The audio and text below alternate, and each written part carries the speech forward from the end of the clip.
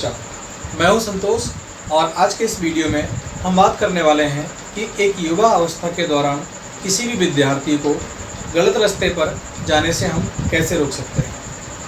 जब भी कोई स्टूडेंट अपने एडोलेसेंस यानी कि युवावस्था में होता है तो उस सिचुएशन में, उस ड्यूरेशन में सबसे बुरा टाइम कह सकते हैं हम ऐसा होता है जब उस स्टूडेंट का गलत ट्रैक में जाना बहुत स्वाभाविक सा हो जाता है। अगर सही समय पर सही एक्शन नहीं लिया गया तो बहुत चांसेस होते हैं, मोर देन 90% चांस होते हैं कि वो ट्रैक अपना चेंज करके जो उसका पॉजिटिव ट्रैक है उसको छोड़ करके नेगेटिव ट्रैक में जा सकता है। अब क्वेश्चन आता है कि एज अ पेरेंट या फिर एज अ टीचर हम उस बच्चे को उस गलत ट्रैक से कैसे बचाएं। तो इसमें कुछ इस प्रकार से बॉन्डिंग होती है teacher, friend circle, student, parents और खुद में। समझते हैं बात को। सपोज करिए कि एक स्टूडेंट है जो कि एडोलेसेंस में है, युवावस्था में चल रहा है। अब उस स्टूडेंट के अंदर बहुत सारे ख्याल पनपते हैं। उन ख्यालों में कुछ नेगेटिव ख्याल होते हैं तो कुछ ख्याल पॉजिटिव होते हैं। जब बात आती है पेरेंट्स की या फिर टीचर्स की, तो सबसे पहले जो स्टूडेंट है वो ना तो पेरेंट्स को चीज़ें शेयर करता है और ना ही टीचर्स को शेयर करता है। उसको ऐसा लगता है कि मैं ये चीज़ें शेयर करूँगा यहाँ पर या फिर यहाँ पर तो मेरी इंसल्ट होगी, मेरा मजाक बनेगा। और उसको ये भी डाउट होता है कि क्या गारंटी है कि जो मैं बातें शेयर कर रहा हूँ पेरेंट्स को या फिर टीचर्स को, वो मेरी बातें मानेंगे या फिर मेरी बातें समझेंगे।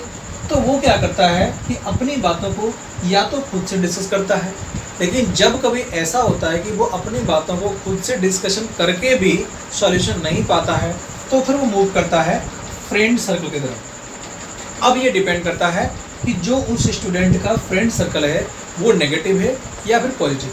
अगर ये सर्कल जो है नेगेटिव है तो डेफिनेटली इसको जो नेगेटिविटी की कुछ परसेंटेज कम पड़ रही थी वो यहाँ से मिल जाएगी और ये पूरी तरह से आउट ऑफ ट्रैक चला जाएगा। और अगर ये फ्रेंड सर्कल ठीक मिला, पॉजिटिविटी इस सर्कल में है तो काफ़ी हद तक इसको ट्रैक प्राप्त करने में सहायता मिलेगी। लेकिन क्वेश्चन फिर से आता है कि जब आप एक स्टूडेंट की बात कर रहे हैं, जब आप बात कर रहे हैं कि युवा अवस्था में चले जाने वाले स्टूडेंट की बात कर रहे हैं, तो उसका जो फ्रेंड सर्कल होगा वो भी युवा अवस्था में ही होगा। ऐसा तो नहीं होगा कि अगर ये 12 ईयर्स का है तो इसके फ्रेंड सर्कल जो होंगे वो 40 ईयर्स के होंगे, पॉसिबल नहीं है। या फिर ऐसा भी नहीं होगा कि ये 5 ईयर्स या 4 ईयर्स इतने होंगे।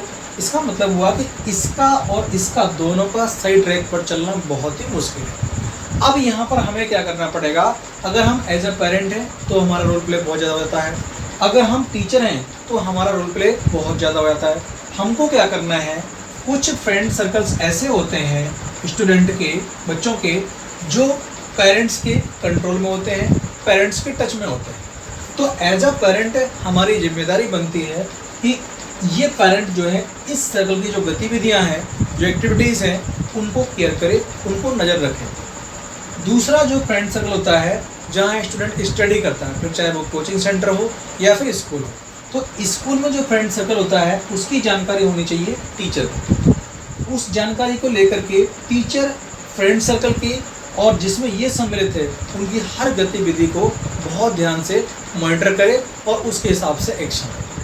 अब मान लीजिए कमी यहाँ पर आती है कि या तो ये जो है एक्टिव कम है, यानी टीचर एक्टिवेट नहीं है बढ़िया से, या फिर पेरेंट कहीं ना कहीं डीएक्टिवेट है, यानी कि इस स्टूडेंट को कहीं ना कहीं या तो यहाँ से या फिर यहाँ से ढील मिल रही है, या फिर हम ये कह सकते हैं कि पेरेंट्स ने कुछ कमियां यहाँ पर पाई हैं, परंतु पेरेंट्स ने ये जो इन्फॉर्मेशन है, जो कमियां इस सर्कल से मिली हैं, वो कमियां पेरेंट्स ने टीचर से शेयर नहीं करी हैं, या फिर टीचर ने फ्रेंड सर्कल से भी कुछ कमियां पाई हैं लेकिन टीचर ने यहाँ पर शेयर नहीं करा। कहने का मतलब हुआ पेरेंट और टीचर की जो बॉन्डिंग है वो कमज़ोर पड़ गई। जब पेरेंट और टीचर की बॉन्डिंग कमज़ोर पड़ गई तो ये स्टूडेंट फ़ायदा इसका उठाएगा, फिर इसके पास पूरा चांस है कि ये नेगेटिव सर्कल में जा सकता है। लेकिन यदि हम चाहते हैं कि स्टूडेंट हमारा जो है गलत ट्रैक में ना जाए, गलत रास्ता ना पकड़े, तो हमको चाहिए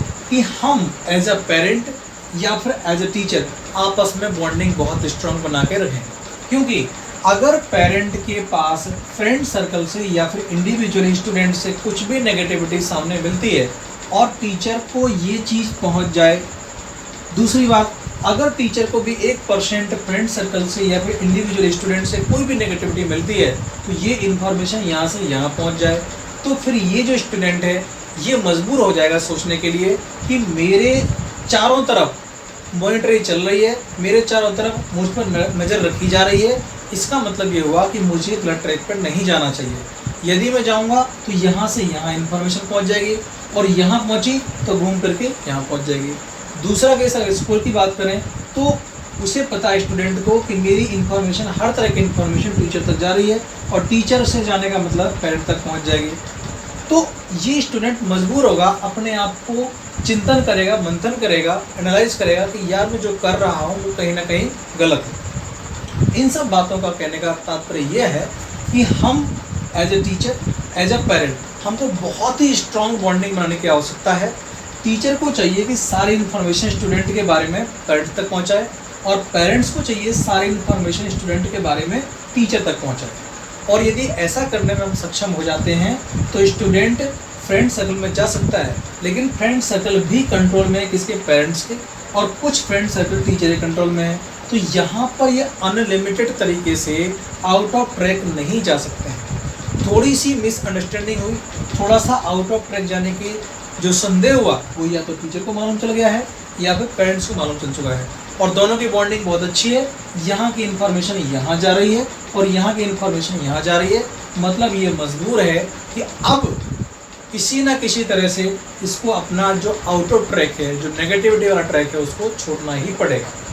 तो इस लेक्चर के माध्यम से मेरा कहने का तात्पर्य ये था कि हम यदि सफल शिक्षक बनना चाहते हैं, सफल जो है अभिभावक बनना चाहते हैं, यानी पेरेंट्स बनना चाहते हैं, तो केवल तभी संभव है जब हम बच्चे के लिए अपने पेरेंट्स की टीचर के साथ बॉन्डिंग को बहुत ही ज़्यादा स्ट्रांग रखें।